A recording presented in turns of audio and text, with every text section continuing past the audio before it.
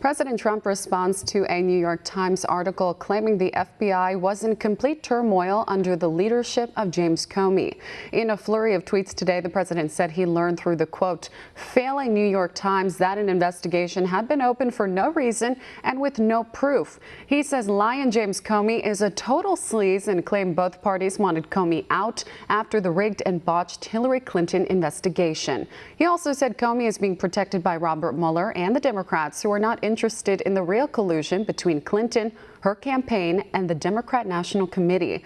This comes after the New York Times reported the feds opened an investigation into the president because they believed he was working for Russia. Well, One America's Jeremy Hartley has more details.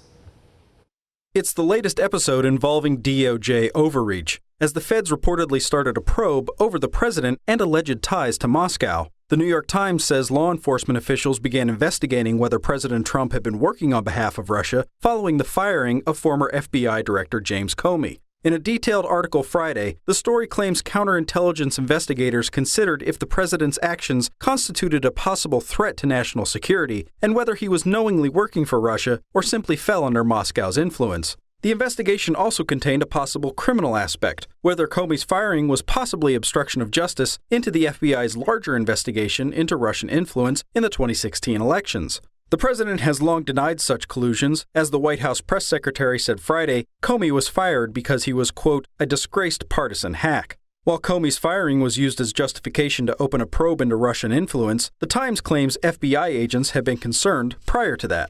The article cites a moment during the 2016 campaign when the president joked that Russian hackers should try to access opponent Hillary Clinton's emails after decrying the nation for its lack of respect for the U.S. It shows how little respect they have for our country when they would hack into a major party and get everything. But it would be interesting to see. I will tell you this.